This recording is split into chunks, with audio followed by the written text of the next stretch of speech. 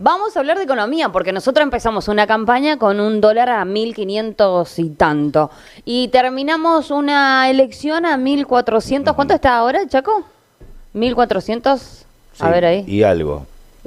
A ver ahí, bueno, ahora nos va a decir. Pero yo voy a hablar con el contador Luis Herrera, que vengo hablando con él usualmente sobre la situación financiera de la Es tu consultor económico. Y vos sé que me hizo dar cuenta que estoy haciendo mal las cuentas. ¿Estás en línea? Sí, está en vivo. Hola, contador, ¿cómo le va? Muy buenas tardes, ¿cómo anda?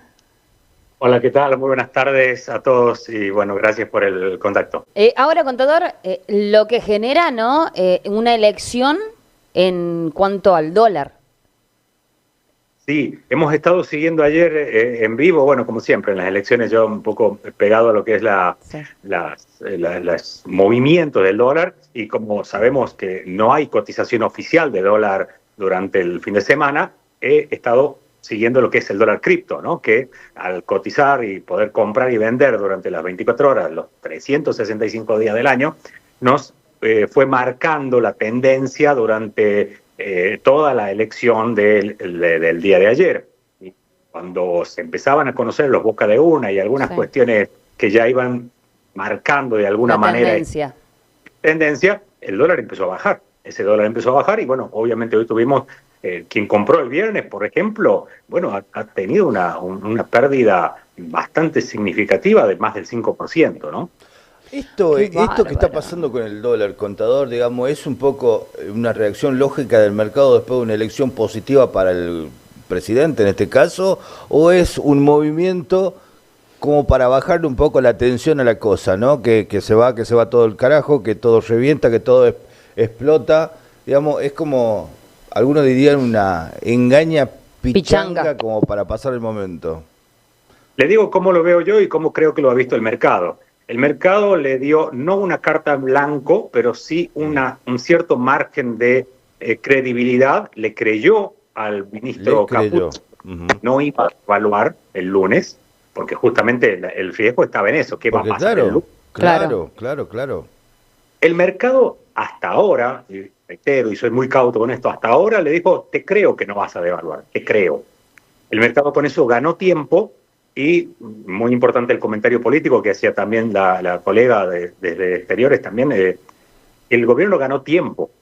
Hay que ver si aprovecha este tiempo, el gobierno nacional me refiero, hasta el 10 de diciembre con cambios de gabinete que van a ser importantes porque van a salir figuras importantes del gabinete nacional, que van a tener que asumir sus cargos electivos, y qué hace con los gobernadores. Entonces, creo que el mercado le dijo, bueno, te creo que no vas a devaluar, te doy tiempo para que armes propuestas que puedan llevar al crecimiento, que es lo que está faltando, pero no te doy un carta en blanco.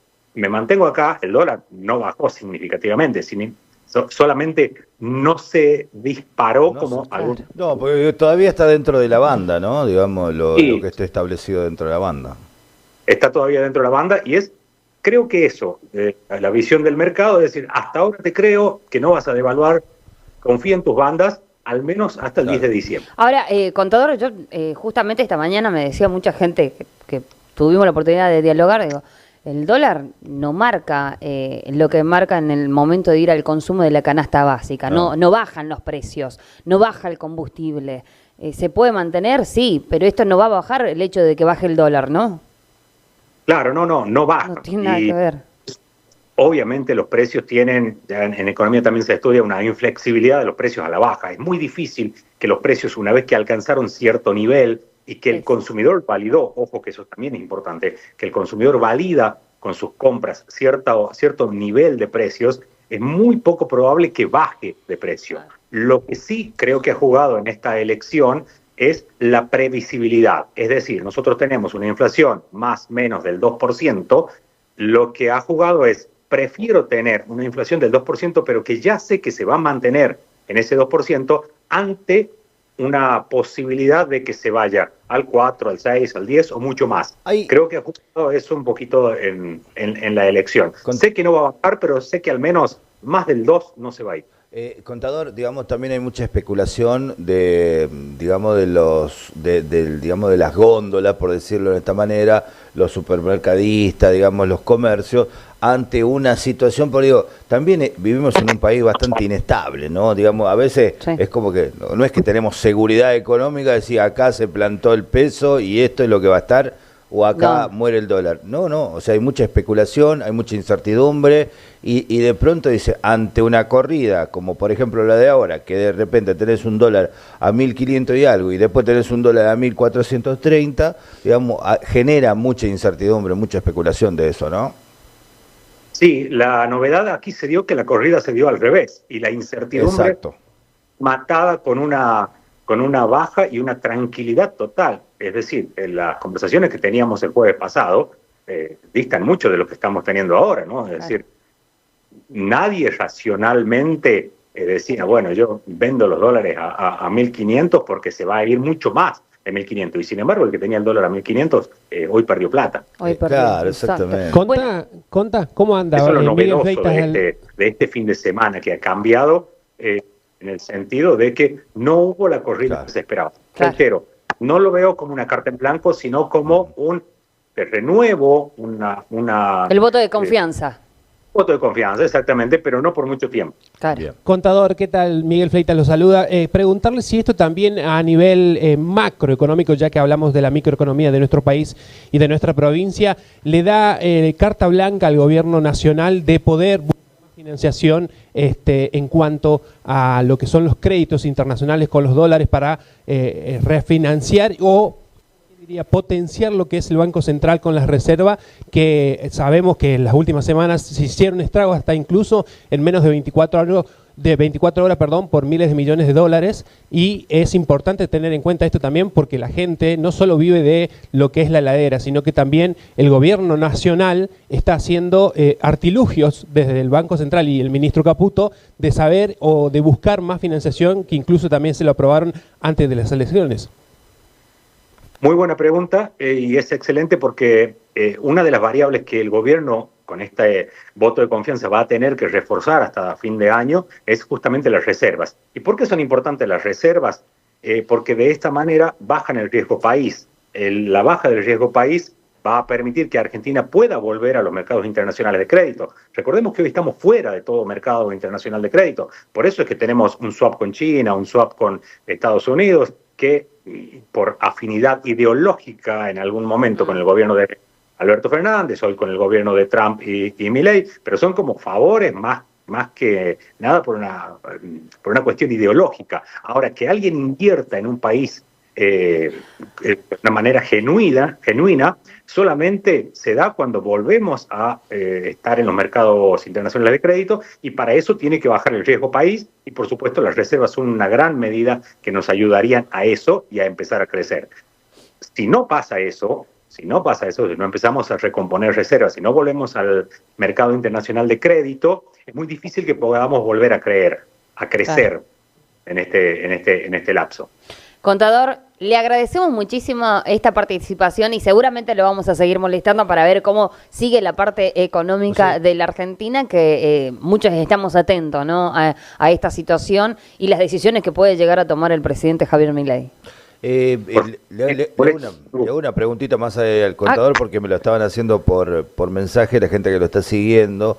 También se había hablado también hasta de un posible corralito que se podría dar de dólares con el tema dólar. ¿Esto puede pasar? Digo, ¿podemos seguir teniendo el tema del cepo? Que también esto genera mucha expectativa. Digo, la relación de Milei-Trump le genera tranquilidad en lo económico a Milei. ¿Esto se puede abrir en los bancos, digamos, el tema de dólar, levantar el cepo? ¿Qué crees que puede pasar ahí? Bien, en primer lugar, no hay ninguna variable que nos indique que estaríamos cerca de un corralito. Para nada, no hay nada. Descartado. Descartado totalmente. Estamos en Argentina, ¿no? Claro. No podemos decir que puede pasar de todo, digo. Sí, minuto a minuto. Exactamente. Pero si miramos las variables macro, reservas, precio mismo del dólar, no, incluso también por una cuestión importante, la gente no tiene tanto dinero como para demandar fuerte. Entonces, no están dadas las condiciones para que se produzca un corralito, ¿sí? En cuanto al cepo, endurecerse tampoco creo que lo haga porque no hace falta en estos momentos. Sería poner una medida que no genera empatía en los mercados, en el ahorrista y demás, y que no veo necesaria en este momento porque para controlar el dólar, Milei tiene el poder de fuego, por un lado del Banco Central, pero por otro lado también del Tesoro de Estados Unidos. Claro. Jugar en contra es jugar en contra de Estados Unidos, ¿no? O sea, digamos, esto le genera tranquilidad, confianza entonces a Milei dentro de lo que sería poder salvar la situación económica, ¿no? Sí, en el corto plazo, recordemos. Claro, sí. Siempre en el corto plazo, digo, claro. Qué difícil es proyectar, me imagino... Bueno, para que acá me hacen una consulta, me dice, ¿es conveniente ahorrar o invertir?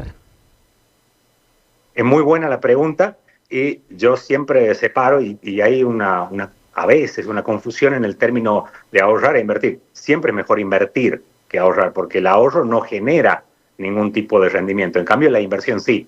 Pero ahí viene la otra pregunta. ¿En qué invierto? Y bueno, va a depender de la aversión al riesgo que esa persona tenga. Si quiere algo más seguro o algo más. Claro, contador, me decían recién los muchachos que están acá, claro, la gente que está participando, y digo, en el tema de ahorrar, muchos dicen, ahorro, por ejemplo, en, no sé, me compro un terreno, me compro, no sé, me empiezo a hacer un departamento, ahorro en pasivos. Qué buena capacidad de ahorro, entonces. Ahorro en pasivos, digamos, como para tener, digamos, terreno, departamento o lo que sea, y por ahí no en activo, digamos. Hoy, ¿qué conviene comprar? ¿Qué conviene hacer? ¿A dónde conviene poner la guita aquel que tiene un disponible?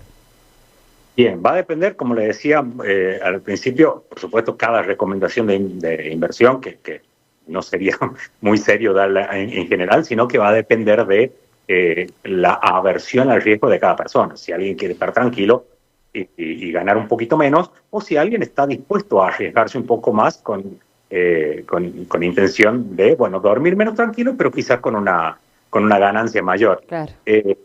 Entonces, depende de la edad de la persona, de cuánto puede esperar para recuperar la inversión. Por ejemplo, un inmueble, la recuperación del valor invertido y la generación de ganancias tarda mucho más. Ahora, supongamos, si vamos a un caso concreto, si yo le decía el mes pasado, compre una acción de Galicia, probablemente muchos me iban a tildar de loco.